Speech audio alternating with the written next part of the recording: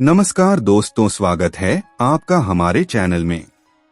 दोस्तों, आज मैं आप सभी को एक ऐसी दिलचस्प कहानी सुनाने जा रहा हूं, जिसमें एक गहरा लाइफ लेसन छुपा हुआ है, जो कि आपको वीडियो के आखिरी में पता चल जाएगा और उससे बेशक उस सीख से हमारी जिंदगी में एक बहुत बड़ा बदलाव आने वाला है।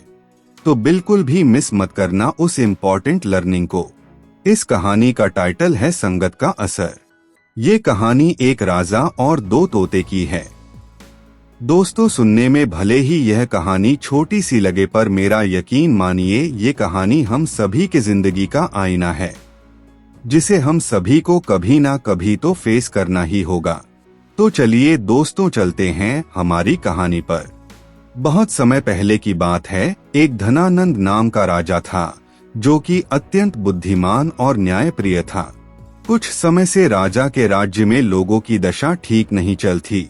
उस राज्य में कोई भी बढ़ोतरी, आगे बढ़ने के लिए या पॉजिटिव विचार नहीं रख पा रहा था। जैसे नगर के सारे लोगों पर नेगेटिविटी छा गई हो। इसी के सिलसिले में राजन एक दिन एक पुजारी से मिले, तो राजन ने उन्हें अपने नगर की सारी बातें बताई और पुजारी जी से इसके इलाज के बारे में पूछा। तब पुजारी जी ने उन्हें पूर्व दिशा की ओर एक आश्रम के बारे में बताए और कहा, वहां पर चले जाओ, वहीं तुम्हारे सारे सवालों का जवाब मिल जाएगा। एक दिन वो अपने राजकाज के कामों में से कुछ समय निकालकर उस आश्रम की ओर घूमने निकले। राजा का काफिला जंगल के रास्ते से गुजर रहा था। वह जंगल बहुत खूबसूरत थी। ठंडी ठंडी हवाएं, पत्तों के बीच में से आती प्यारी सी धूप की किरणें, पत्तों पर गिरे ओस की बूंदे मानो हीरे समान लग रहे थे। राजा और सारे लोग ये सब देख बहुत ही आनंदित हो रहे थे और इसी पल को एंजॉय करते राजा का काफिला वहां से निकल रहा था। पर अचानक जंगल में से एक अजीब आवाज आने लगी, जैसे चोरों चक्के जैसे लूटमार कर रहे हो, उन्हीं लोगों के जैसी आवाजें आने लगी। राजा और उसके सारे लोग यह सुनकर चौंक गए। उसके सारे सिपाही सतर्क हो गए। चारों तरफ निगाहें दौड़ाई तो देखा, एक पेड़ की डाल पर बैठा एक तोता जोर जोर से चोरों डाकुओं की तरह चिल्ला रहा था। यह देख राजा को अपने कानों पर भरोसा ही नहीं हुआ। वहां के सभी यही सोच रहे थे कि अरे, ये कैसा तोता है। तोते तो अपनी मीठी बोली के लिए जाने जाते हैं, और ये ऐसे चोर डाकुओं की भाषा कैसे बोल रहा है। वह तोता और भी जोर जोर से चिल्लाने लगा और यह देख राजा को बहुत ही गुस्सा आया। राजा ने अपने सिपाहियों से कहा, इसे पकड़ो, ये हमें देखकर ऐसे क्यों कर रहा है, इसे पकड़ो। मगर सिपाही जैसे ही उसे पकड़ने उसके पास पहुंचते, तो वह तोता इस डाल से उस डाल पर उड़ जाता। यही सिलसिला कुछ देर तक चला, तो राजा ने सिपाहियों से कहा, छोड़ो उसे, चलो हम अपने मंजिल की ओर चलते हैं, वरना यहीं हमें शाम हो जाएगी। इतना कहकर वह वहां से चले गए।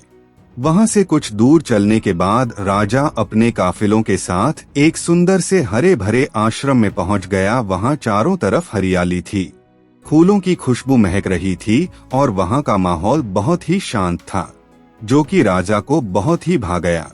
राजा अपने सवारी से उतरा और जैसे आश्रम के फाटक पर पहुंचा, तो वहीं पर राजा के दाएं और ऊपर की तरफ एक और तोता बैठा हुआ था। मगर वो तोता तो कुछ और ही कह रहा था। उसने राजा को देखकर कहा, स्वागतम सुस्वागतम राजा महाराज, आपका स्वागत है हमारे इस प्यारे से आश्रम में। यह सुनकर राजा के कदम वहीं फाटक की ओर ही रुक गए और उनके चेहरे पर एक आश्चर्य कर देने वाली झलक साफ साफ दिखाई देने लगी। वह सोचे, अरे, ये तोता तो कितना मीठा बोल रहा है। इसका भी वैसा ही रंग है जो कि वह जंगल में मिला तोता था। इसका भी वही आकार है, वही जाति, और इसके परों पर भी वही हरी हरी आभा है, बिल्कुल उसी की तरह। पर इन दोनों के बोली में तो जमीन आसमान का फर्क है। इतनी देर में आश्रम के ऋषि मुनि बाहर आ गए। उन्होंने राजा को देखा तो उन्हें हाथ जोड़कर प्रणाम किया और ऋषि मुनि बोले, आइए राजन, आपका स्वागत है, आपने हमारे आश्रम में पधार कर इसे पवित्र कर दिया। राजा मुस्कुराए। ऋषियों ने उन्हें भीतर बुलाया और आश्रम में उगे हुए फल, मीठे बेर, जामुन राजा के सामने प्रकट किए। राजा उनकी खातिरदारी से बहुत ही खुश हुए और राजा ने ऋषिवर से कहा, ऋषिवर क्या मैं आपसे एक बात पूछ सकता हूँ? ऋषिवर ने कहा, जी राजन जी पूछिए। तब राजा बोले, अभी थोड़ी देर पहले ही हमें जंगल में एक तोता मिला था और वह ना जाने क्या क्या अनाप शनाप कहे जा रहा था, और यहाँ ये तोता इतना मीठा बोल रहा है। इतना ही नहीं, ये तो आश्रम में आए हुए लोगों की इतनी इज्जत कर रहा है। दोनों का रंग एक, आकार एक जैसा है और शायद इन दोनों की जाति भी एक ही लगती है। फिर ऐसा कैसे हो सकता है? राजा की इस बात पर ऋषिवर तो पहले मुस्कुराए, फिर उन्होंने राजा को अपने पास बैठाया और कहा, राजन बात बस इतनी सी है, वो दोनों तोते एक ही माँ के बच्चे हैं। दोनों का जन्म एक ही घोंसले में हुआ है। दोनों के पंखों का रंग रूप एक ही समान है, उनकी आवाज भी एक जैसी ही है, मगर उनकी परवरिश अलग अलग जगह पर हुई है। दरअसल जब इनका जन्म हुआ तो धोखे से एक तोता चोर डाकुओं के हाथ लग गया, जो कि रोज उनकी गालियां सुनता, उनकी बुरी बुरी बातें सुनता और वह वही सब सीख गया। और दूसरा तोता हमारे आश्रम में आ गया और यहाँ उसने ऋषियों के मुख से अच्छे अच्छे मधुर वचन सुने और फिर यह यहीं की भाषा बोलने लगा।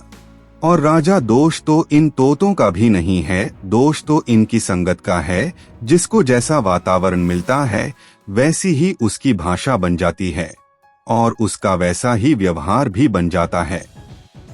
हम इंसानों के साथ भी ऐसा ही होता है। इंसान जैसी संगत में रहता है वैसे ही विचार और आदतें उसके अंदर घर बना लेती है। जैसा हम देखते हैं वैसे ही विचार हमारे दिमाग में बनने लगते हैं और फिर हमारे एक्शन और बिहेवियर भी उसी के अनुसार क्रिएट होते हैं। राजा ऋषि मुनि की यह बात सुनकर गहरी सोच में पड़ गया। उन्हें ये एहसास हुआ कि ये सिर्फ एक तोते की कहानी नहीं, बल्कि पूरे समाज की सच्चाई है। राजा ने कहा, ऋषिवर आप सच कह रहे हैं। संगत ही इंसान को संवारती है या फिर बिगाड़ती है। इंसान खुद तो निर्दोष जन्मता है, मगर उसके आसपास जो लोग होते हैं, जिनके बीच वह पलता बढ़ता है, वही उन्हें अच्छा या बुरा बना देती है। राजा ने एक गहरी सांस ली और उसने प्रण लिया कि अब से वो अपने महल में, अपने राज्य में वह सब ध्यान रखेगा कि बच्चे, जवान, बुजुर्ग और महिलाएं सभी अच्छी संगत में रहे, ताकि उनका मन भी स्वच्छ रहे और उनके विचार भी नेक रहे। राजा को अपने सभी सवालों का जवाब मिल चुका था। तब राजा ने वहां से जाने की आज्ञा ली। तभी ऋषियों ने उन्हें आशीर्वाद दिया और राजा ने उन्हें प्रणाम किया और वापस अपने महल की ओर चल पड़े। और राजा के मन में ऋषि की यह सीख हमेशा के लिए बस गई। दोस्तों, यह कहानी तो यहाँ पर खत्म हो गई, मगर सोचने वाली बात यही है कि हम सब अपने बच्चों, अपने दोस्तों, यहाँ तक कि खुद पर भी ध्यान नहीं देते कि किनके साथ हमें उठना बैठना चाहिए और किसकी कौन सी बातें हमें जिंदगी में आगे बढ़ने के लिए अप्लाई करना चाहिए। ये सब हमें अच्छी तरह पता होना चाहिए, वरना हमारी भी हालत एक वक्त बाद उस बुरे तोते की तरह हो जाएगी और हम कुछ काम के नहीं रहेंगे। इसीलिए दोस्तों, अभी से अपने संगत का बहुत ख्याल रखो। किससे मिल रहे हो, किसके साथ अपना टाइम शेयर कर रहे हो, ये सब नोटिस करना सीखो अगर एक अच्छा भविष्य बनाना चाहते हो तो। और दोस्तों, कैसी लगी यह अमेजिंग स्टोरी? अगर अच्छी लगी हो तो इसे लाइक कर देना और चैनल को सब्सक्राइब कर बेल आइकन भी ऑन कर लेना, ताकि आने वाली वीडियो की नोटिफिकेशन सबसे पहले आप तक पहुंचे।